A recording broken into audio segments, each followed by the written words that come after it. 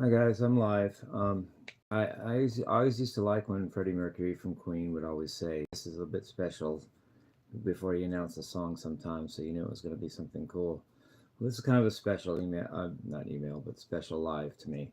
I want to announce that um, uh, I have a friend in town that I really like. Her name is Megan Lee Rusi, and she's the one that took me to the karaoke the other night, and I had a really good time with her. Um, I really enjoyed doing the songs I did, and I enjoyed just dancing. I walk all day in town, every day just about, and I basically danced all night. I mean, the whole time we were there. I mean, after I did my second karaoke, which was um, "Beautiful Girls" by Van Halen, I sat down for a little bit and stopped dancing around as much. But I danced around for hours, and it was fun. I I I'm not going to disclose where we karaoke right now because I don't want anybody that's nefarious hearing this to just try to get me banned there or whatever. I don't know. I don't trust that system. Um, but I enjoyed it even more than I enjoyed the Champion and the Cove. Those places are very conservative, and they people just sit there and listen to the karaoke. Whereas this place was more you stood up and danced. People were dancing. Even if I didn't get karaoke, I would have had a good time. There was music, there was dancing, and it was really cool.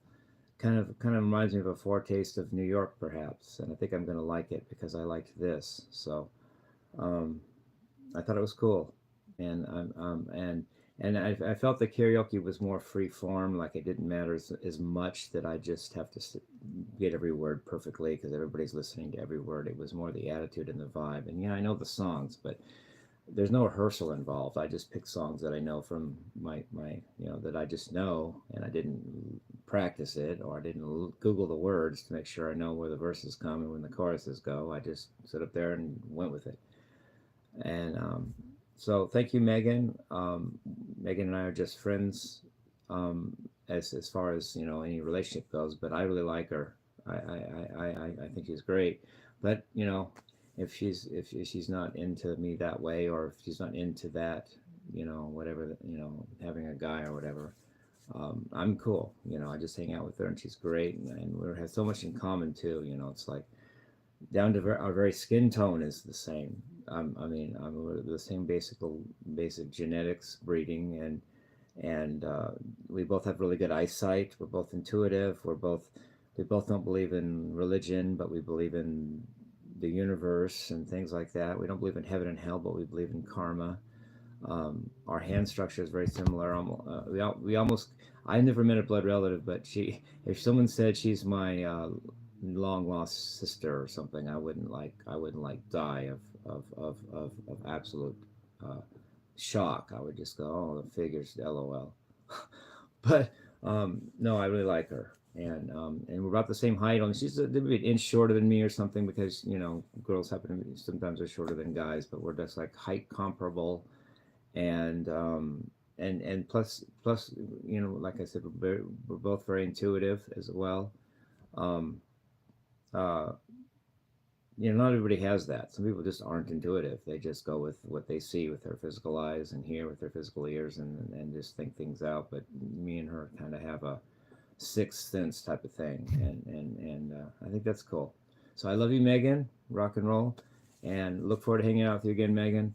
Um, and and this was a special live for me because I just and oh I want to do advertisements here. I want to once again um, Arames International. I'm so happy to work with you guys. I can't wait to go to New York for Christmas time. I can't wait to advertise more your essential oil called the Beast. I mean, come on. There's only 20% of the advertising clientele that are men, and I'm the only one probably that has a YouTube channel and also has 666 attached to my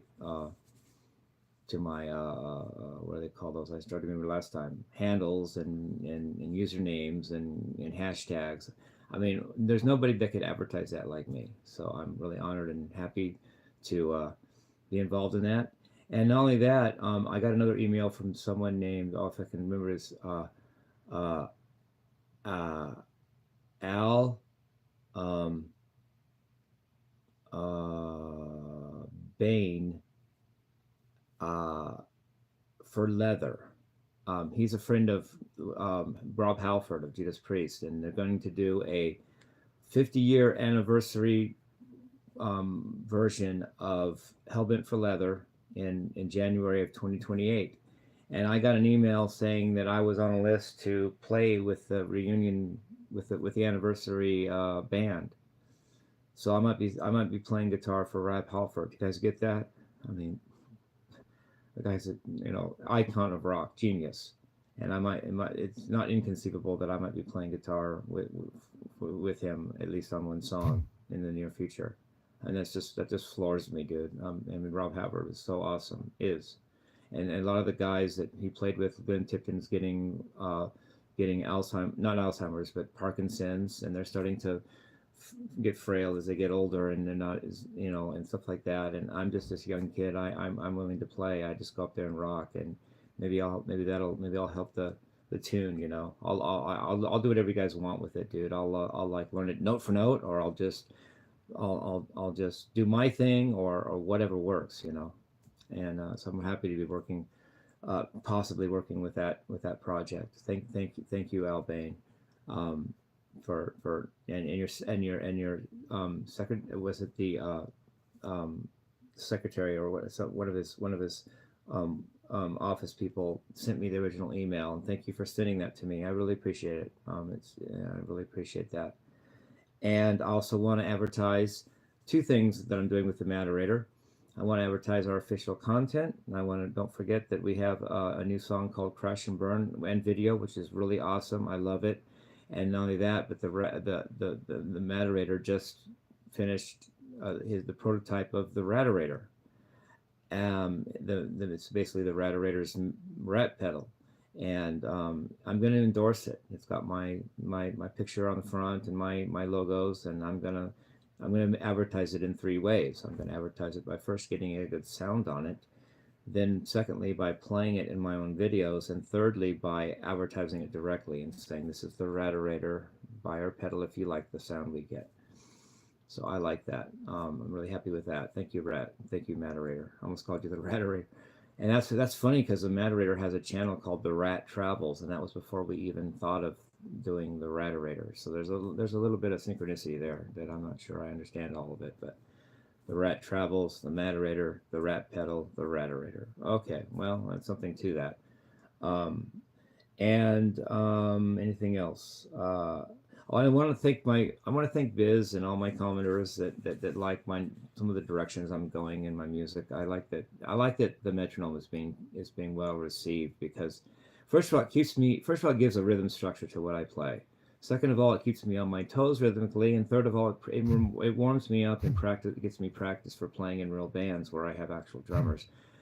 And fourthly, it's even better than that sometimes, because the metronome doesn't make mistakes. So I'm playing to perfect time, and I'm not that I'm perfect, but I'm playing to like the perfect drummer, and I like that. I think that keeps me on my toes and keeps the rhythm high quality and right on point. That way, when you hear me go off the time, you can hear it because the metronome is perfect. You don't hear a bunch of slop, and I like that. If I'm going to go off the time and come back to it, you can tell, because the metronome doesn't make a mistake. So it keeps me on my toes and keeps the music interesting and gives it a rhythmic pulse, which I like. And I especially like commenters that encourage me with the odd time signature thing, because I do like to play in 5/4 time and 7/8 time and 3/4 time. It keeps me from getting bored all the time.